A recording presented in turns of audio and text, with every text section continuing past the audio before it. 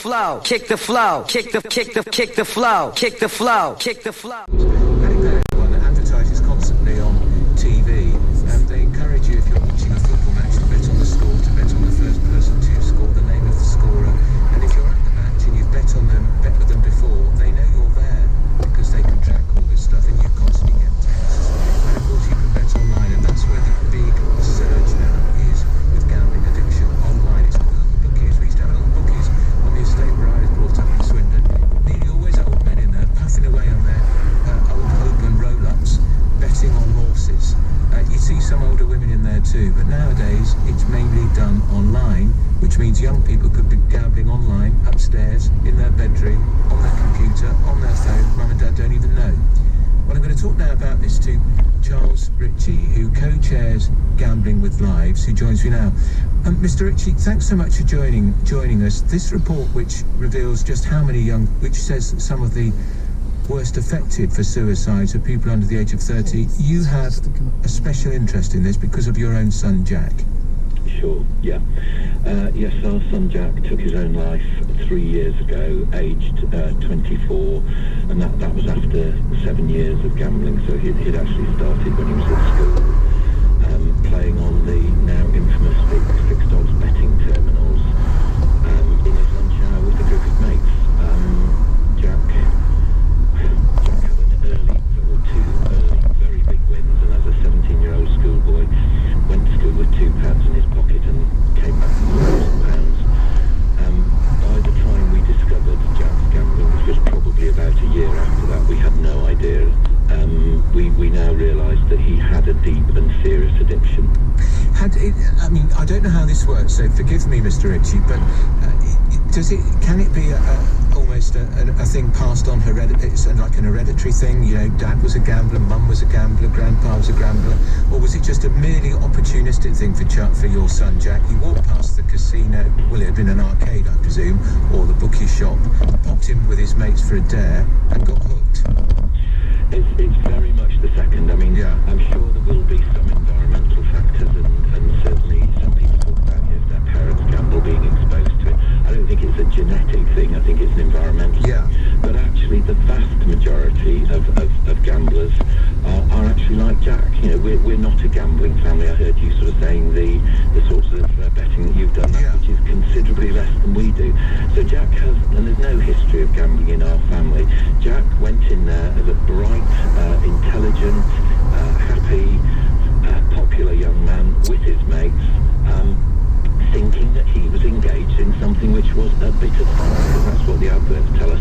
But actually some games, and the FOBTs were absolutely at the top of the queue, are highly addictive. They have addiction rates and risk rates of over 50%. And then you're right, you've now got exactly the same games, so-called, on your phones, in your pocket, and those, whereas the government introduced the £2 stake limit on the fixed odds betting machines, That's right, the fixed odds betting terminals.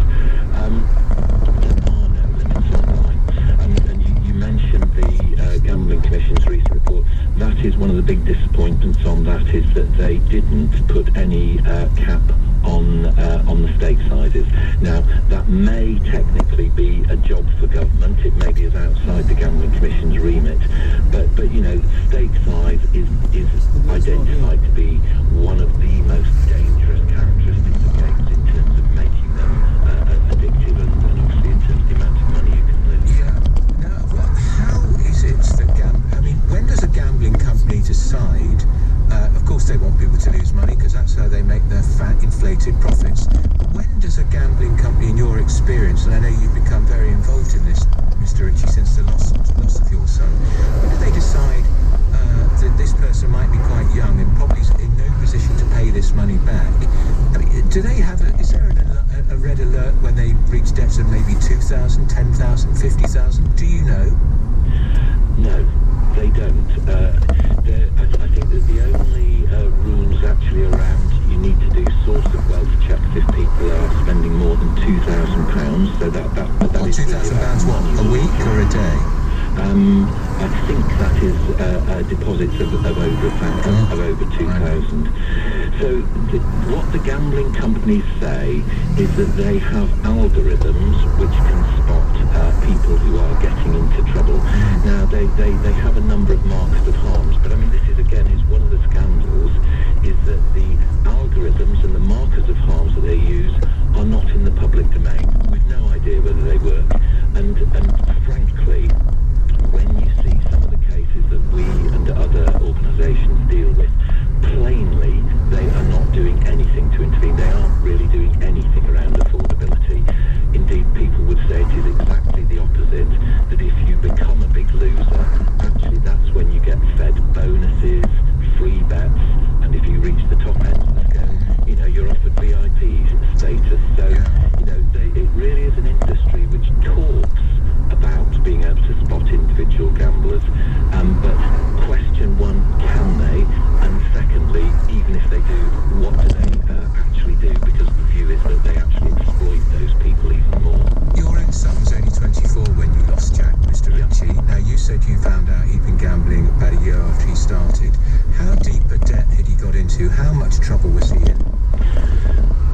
Financially, Jack was never deeply in trouble, and I think that this is one of the myths which we'll talk about the Oxford research shows is that it isn't just the total amount of money that you're losing, it's basically the proportion of your money that goes on gambling.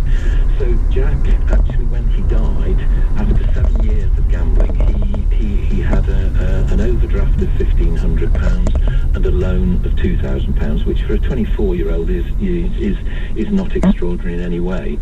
What gambling does, and gambling is a proper addiction, it's been defined since 2013 as a proper addiction, it is what it does to your mental health. Yes, some people do get into huge amounts of debt, and that obviously causes a whole raft of other problems for people. But if you talk to any gambler, money in the end almost becomes irrelevant. It's not irrelevant because obviously that's what you're playing with, but you are no longer aiming to win large amounts of money. You know, it is what it has done to your brain. It's really, and I think that's one of the most powerful things about the Oxford study, is that it really blows apart that myth that the people who are harmed are just the big losers in terms of absolute amounts of money. It's people who are spending higher proportions of their income. You know, if you lose £100 and you've got nothing, that is a catastrophe. It doesn't need to be 10,000. No, quite, I get that.